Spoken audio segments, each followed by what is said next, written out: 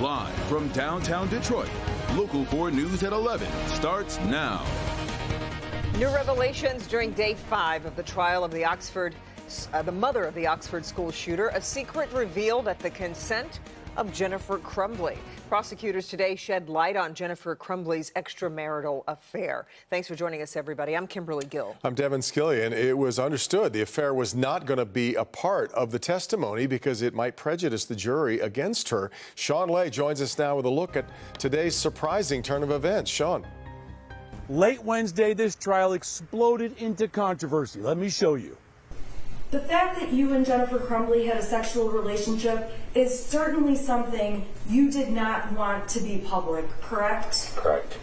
Brian Melosh is a firefighter who also had a close relationship with Jennifer Crumbley and exchanged Facebook messages with her on the morning before the Oxford school shooting. His testimony late today was explosive. The day of the shooting, Crumbley messaged Melosh that she had just met with her son and school officials. That is the meeting where school officials did not search the shooter's bag that had a handgun in it. The Crumbleys did not tell school officials they had just bought a gun for their son. The Crumbleys did not want to take him home or take him for mental health treatment. Jennifer Crumbley left that meeting and messaged Melosh that she was worried.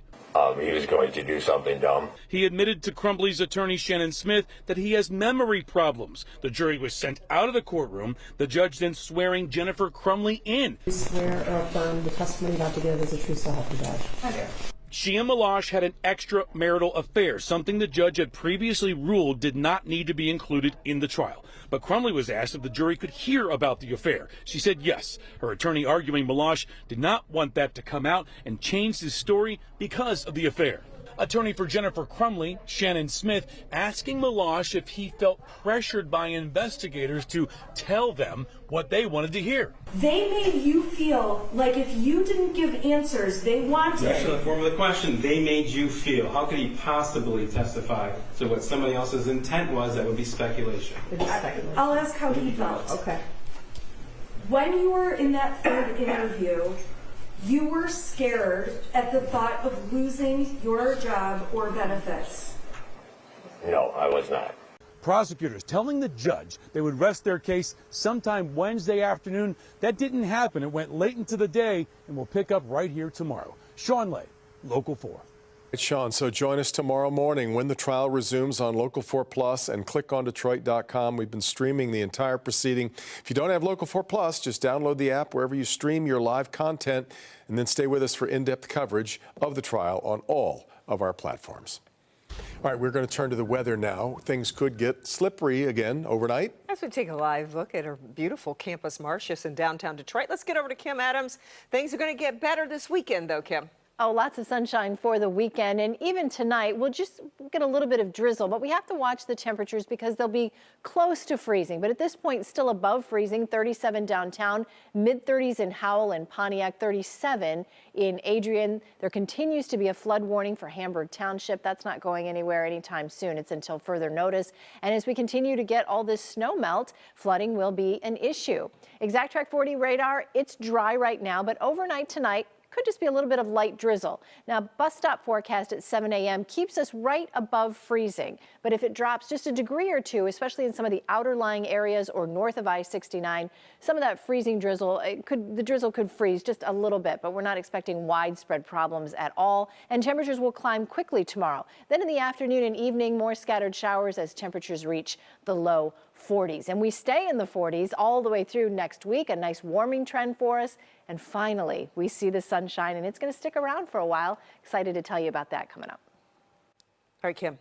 A big push underway tonight in Oakland County. Volunteers taking to the streets to count the homeless population as part of a nationwide effort to secure funding for programs that help those experiencing homelessness. Our Jacqueline Francis rode along with an outreach team. She's here now with a look at their mission. Jacqueline. The numbers may surprise you. Last year, they counted 386 people experiencing homelessness in Oakland County on one given night. Now it's time to recheck that number, not just for the head count, but to offer these people services and resources to help. Union Street? Yeah. Shauna Reynolds and her team work full-time with the homeless population in Oakland County. I mean, we know who they are, we know where they're at. Like, we could write all their information down. but we're out, so we go and check on them. But tonight, they're part of a larger effort to get a head count of those living on the streets. Last 10 days of January, this count takes place across the United States. So this is definitely one of the main primary ways for us to get that funding. The data collected is required by the U.S. Department of Housing and Urban Development. Without that information, we can't tell that story. We can't tell that story to HUD, which can then provides funding for Oakland County. At a local level, the count is essential to understanding what services and resources are required. Count is important for all communities, but for a county like ours, I think people are often surprised. In 2022, we had almost 1,200 individuals that reported as homeless. Shauna's group was assigned to Pontiac, checking up on people during the count, giving supplies to those not wanting to seek shelter at this time. To me, that's the most important part, is that we're connecting them with services in our community, because it's not just about this night. It's about what we're going to do for them long term. So again, this is happening everywhere. It was Oakland County and Wayne County tonight, and we know that last week Macomb County did their annual count. Reporting in Pontiac, Jacqueline Francis, Local 4. All right, Jacqueline. President Biden's re-election campaign scheduled to make a stop in Metro Detroit tomorrow. The Associated Press is reporting the president will meet with UAW workers somewhere in Metro Detroit. Last week, Union President Shawn Fain announced he's backing Biden for the White House. We'll bring you more information as it's available, and we'll be covering the president's visit tomorrow. Settlement is reached after an unannounced active shooter drill at a state-run child psychiatric hospital. You'll remember the story. The Hawthorne Center held the drill back on December 21st of 2022 in Northville Township. A Local 4 investigation first exposed the drill that patients and employees thought was real, many telling us they were terrorized. 4 local law enforcement agencies responded to the hospital with guns drawn because even police believed it was a real active shooter situation. The $13 million settlement will go towards treatment and care for 50 patients and about 110 staff members. Local 4 has been following this story for more than 14 months. You can scan the QR code you see at the bottom left portion of your screen, and that link will take you to a special section dedicated to everything we've done on this story on clickondetroit.com. All of Karen Drew's investigative reports on this incident, including the 911 calls, the police body cam video from the day of the drill, all there at our website. Sports Illustrated Resorts pulls out of a major development proposal in Ann Arbor. The company reportedly withdrew its proposal during a meeting Monday night. The plan called for a multi-story conference center and hotel in downtown Ann Arbor. 4 city council members say they would have voted down the proposal.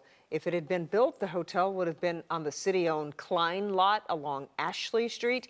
MLive reports Sports Illustrated Resorts is looking for another location somewhere in Treetown. City of Detroit says its residents might be leaving as much as $80 million in tax credits unclaimed each year. A lot of money. City leaders say a lot of low-income people might not file their taxes at all. That leaves big money on the table. For example, a married family of 4 making less than $64,000 a year can get up to almost $10,000 in tax refunds by using the Earned Income Tax Credit. City officials say a lot of Detroiters qualify for free tax help to help them figure all of this out to find out the credits that they can claim. Well-trained and verified volunteers are ready to help you with your taxes. If you make less than $64,000 a year, Detroiters can call 211. Just 211. That's simple to schedule an appointment, or they can go online at getthethaxfacts.org.